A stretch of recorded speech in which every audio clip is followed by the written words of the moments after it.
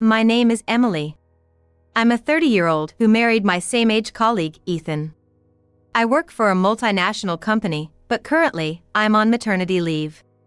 We were thrilled to find out I was pregnant shortly after our marriage. Ethan was longing for a child, so he was overjoyed when I broke the news.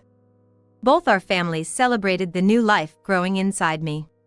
So, it was unbelievable. Cracks began to appear in our marriage with Ethan after I got pregnant. I never imagined that minor issues would gradually widen into irreparable rifts. Emily, stop lazing around and do some housework. Useless. Just because you're pregnant doesn't mean you can slack off, brainless. Don't say that. I'm feeling a bit sick. I made dinner, right? You just threw together some veggies and meat, right? That's lazy cooking. I wanted hamburgers today, didn't I? Feeding me this trash. Ethan threw away the pot of tofu I made without even tasting it. He never asked for hamburgers. It was a totally unjust accusation. I'm going to the diner. You can eat the trash in the sink. Wait. Don't you feel anything throwing away food someone made with love? Aren't you an adult? When I snapped back, Ethan clicked his tongue while looking at my swollen belly. Shut up. Keep nagging and I'll silence you with my fist. How can you say that? There's a baby in here. Don't even joke about that. Yelling in frustration and sadness, Ethan left the kitchen without a glance back, leaving a hurtful remark. It's not like I wanted this kid anyway. Whatever happens to it, I don't care. Your fetus is trash.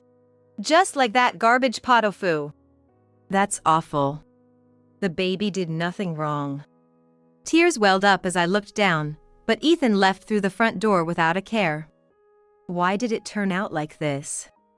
Rather than being a blessing, the child became a nuisance to Ethan. Of course, the baby is not at fault. It's all Ethan's selfish whims. A child isn't a toy. You can't always get what you wish for. As I stroked my growing belly, I remembered the day I found out about this 3-month pregnancy. Ethan, I went to the OB/GYN today. It's been 3 months. Really?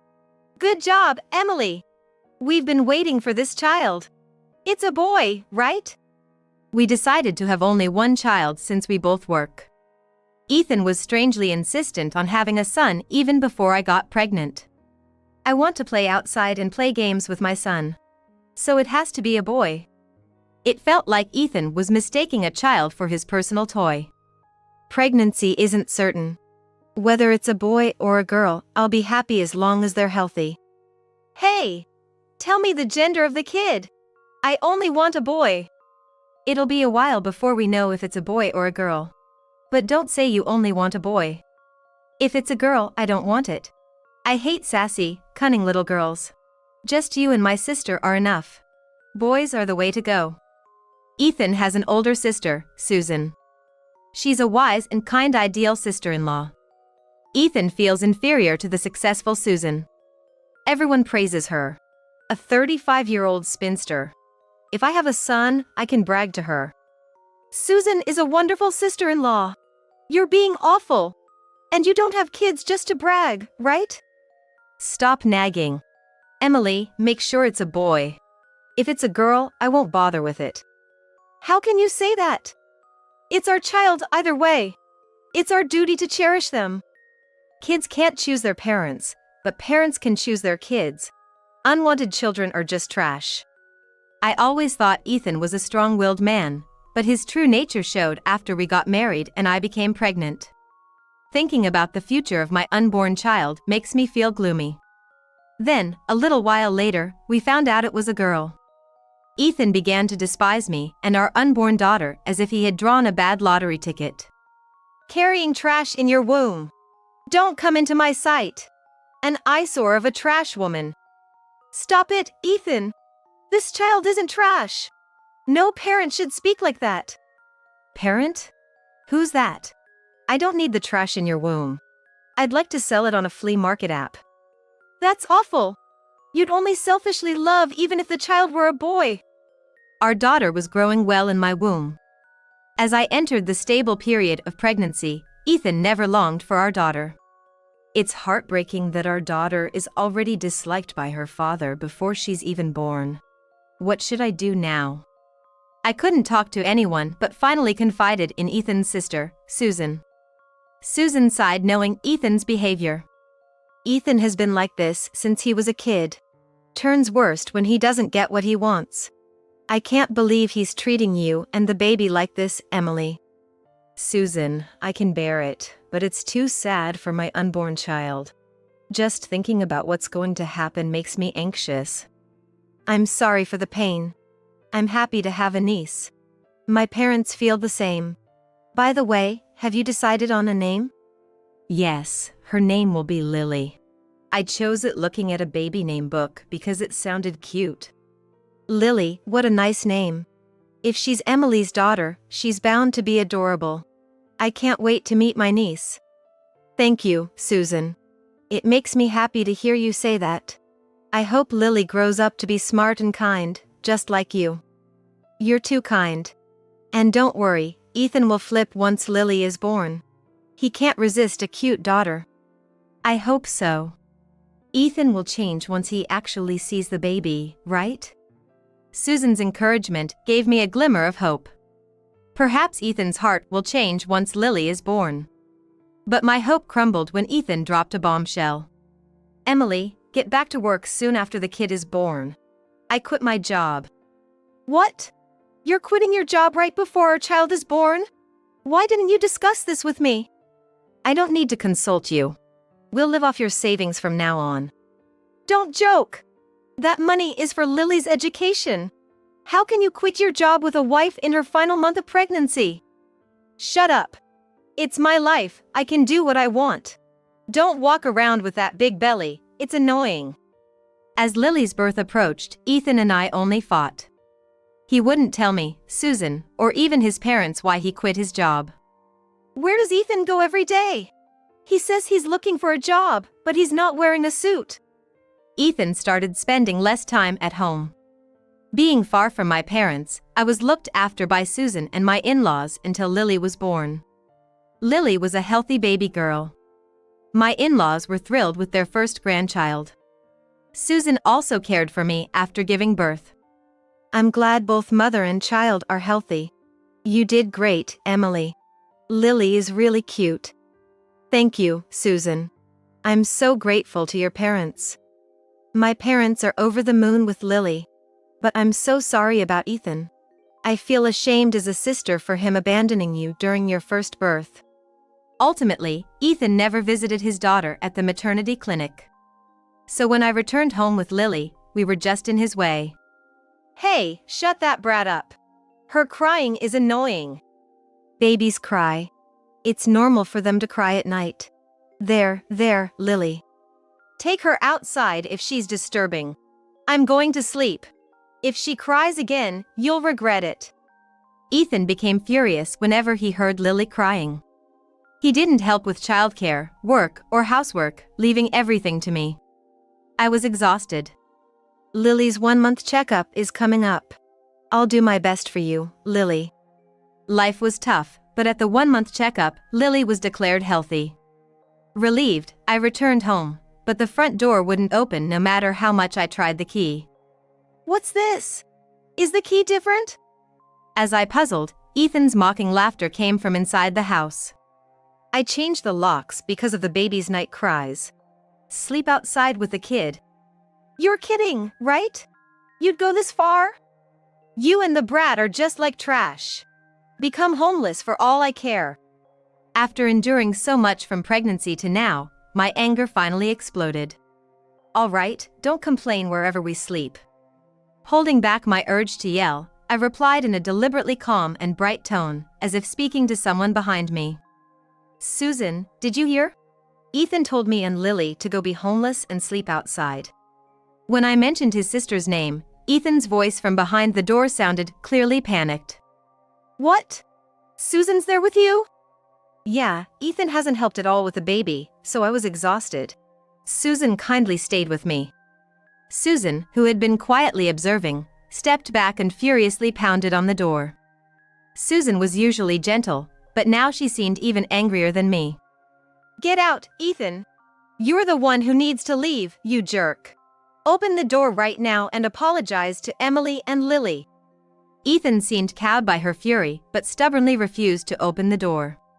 Soon, a young woman's sweet voice could be heard from inside.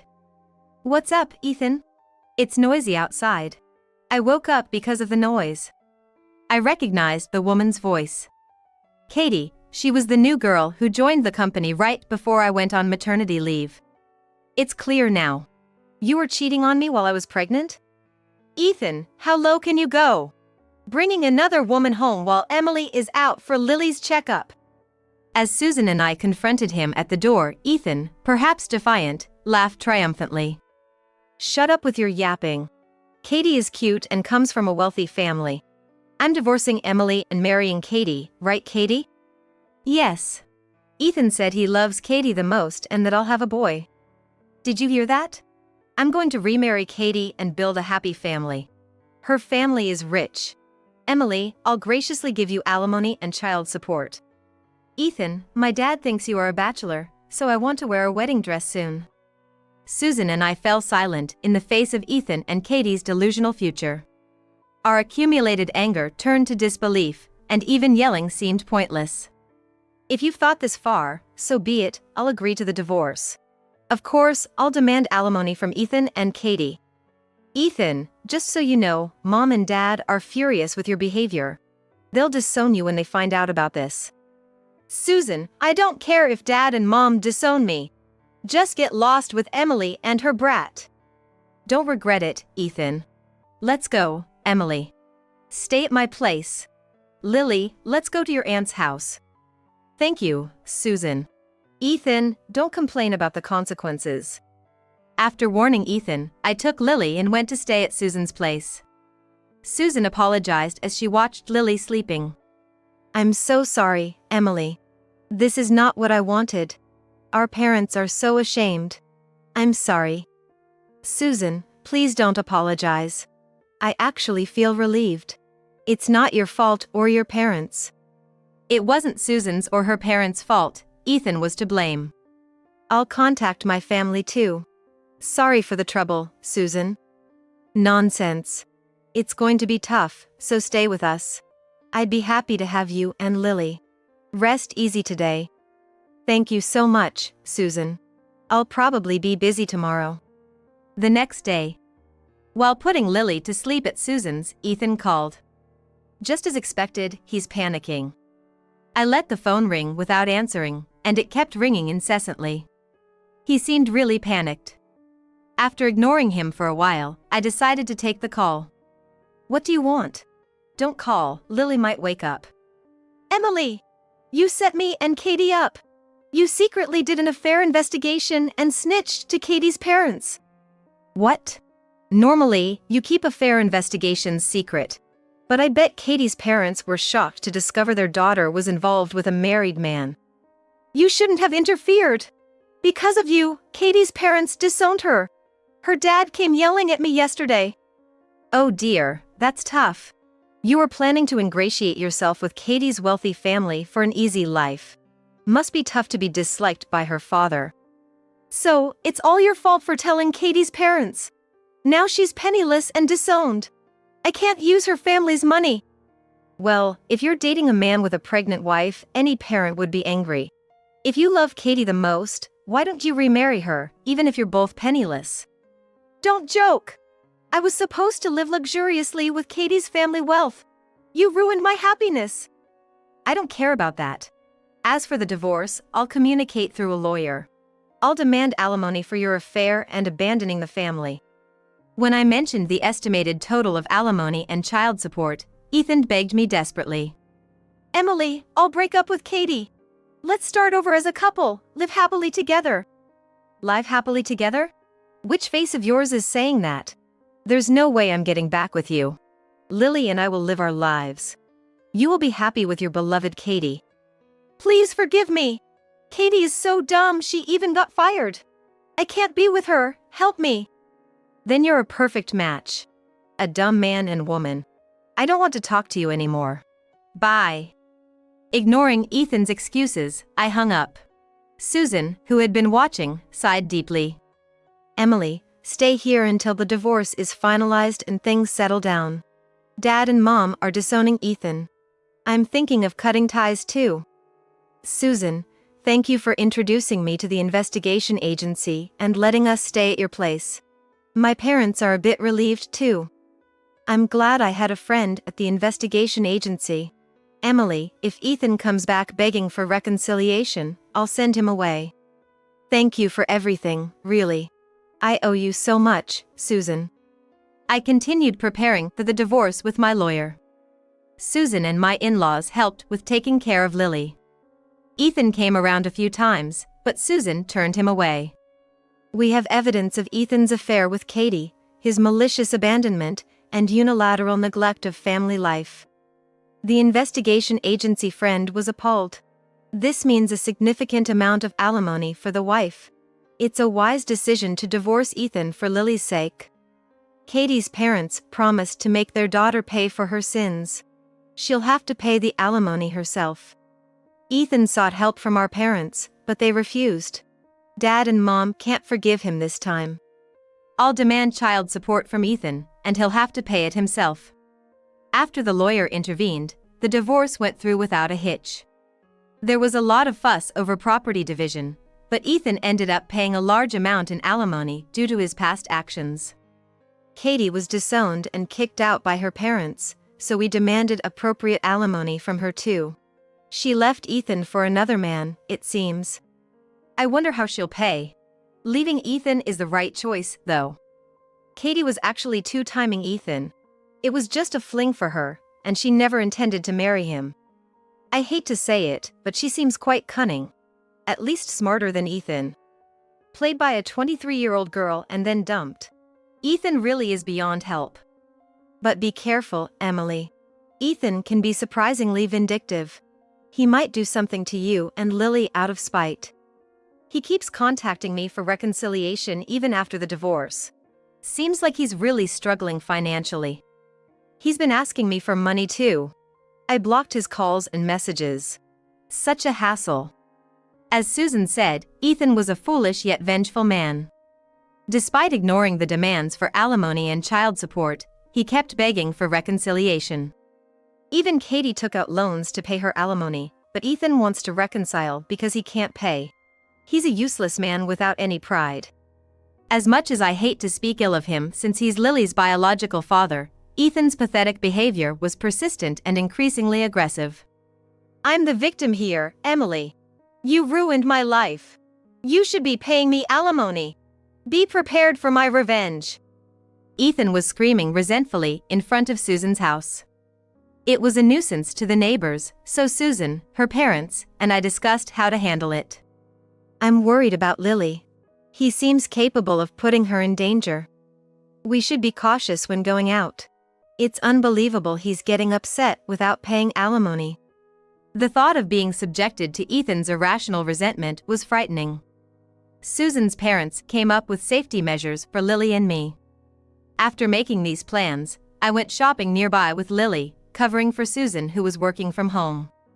Lily, let's head back quickly after shopping. There might be scary people. After a quick shopping trip, as I was pushing Lily's stroller back home, a disheveled man suddenly appeared.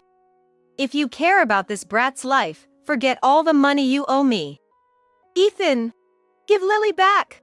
Someone help! My daughter is being kidnapped by a suspicious person.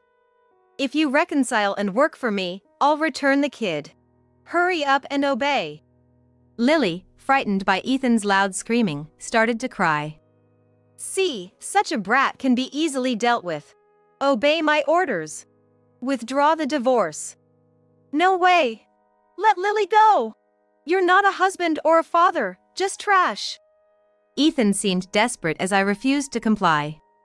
Passers-by, sensing something was wrong, discussed whether to call the police. The police will see I'm not at fault. I'll tell them how my wife ruined my life for no reason. You're so delusional. Do you really think that excuse will work? This is your last chance. Give Lily back. Shut up. I'll take this brat and use her as a hostage. Ethan tried to flee, holding Lily roughly, but his efforts were futile. Officer, over here! My ex-husband is trying to forcibly take my daughter. Several police officers intervened, and Ethan was arrested for attempted kidnapping. Lily wasn't hurt, and she stopped crying when I held her. Thank you. My ex-husband has been vengefully harassing us. No. We're still husband and wife. That was just a marital spat. This is overblown. When will you stop calling us husband and wife? It's over. The police are aware of that. Did you set me up with the police? Don't say such horrible things. Your parents advised talking to the police because of the danger. They were concerned for me and Lily. How low can you be? I'm not at fault. I just came to see my daughter. Witnesses to Ethan's excuses shook their heads in denial. The police grimaced at his transparent lies. Great father, using his daughter as a shield. And even his excuses are pathetic. Shut up. Being disowned and dumped by Katie, it's all your fault. Even involving the police. Ethan, displaying an incredibly disgraceful behavior, was unflinchingly detained and taken away by the police. Even in the patrol car, Ethan continued to shout, causing the police a great deal of trouble. I'm relieved Lily doesn't understand yet. With his attitude, he's causing trouble for the police too. It was good we consulted them. Susan rushed over, and we were briefly interviewed by the police, but it ended quickly. Susan was relieved Lily was safe. Lily, I'm so glad you're okay. Ethan. I won't forgive him this time. I'm cutting all ties, he's no longer my brother.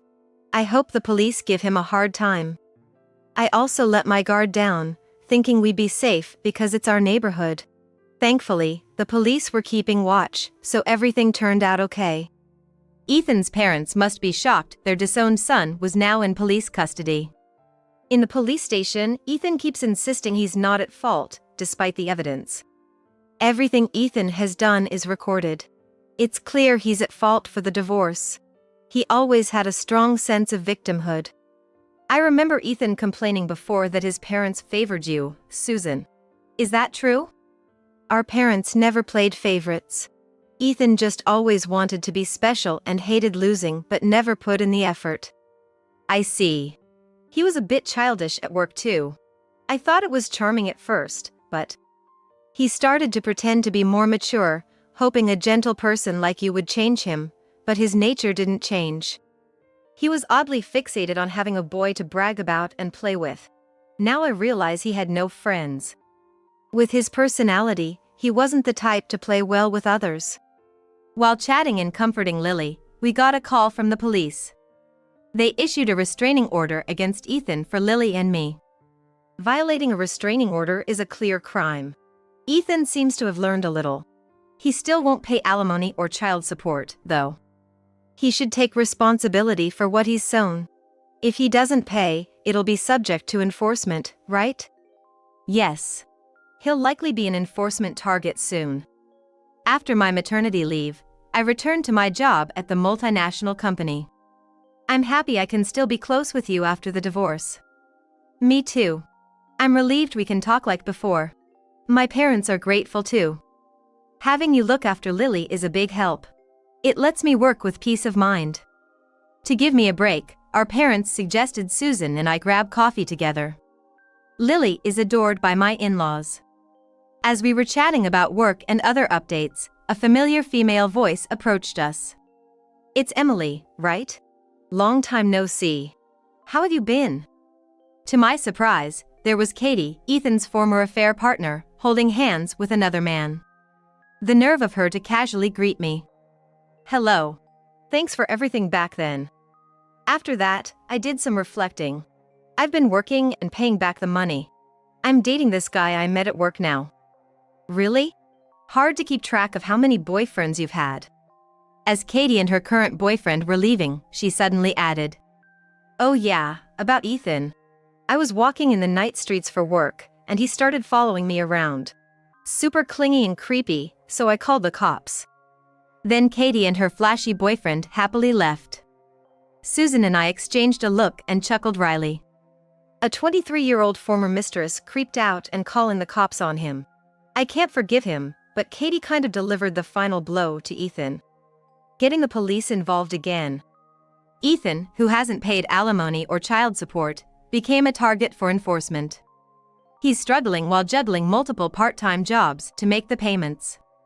Rumor has it that Ethan caused a scene at the place where Katie works. Katie ended up breaking up with her boyfriend after he found out about her involvement with Ethan.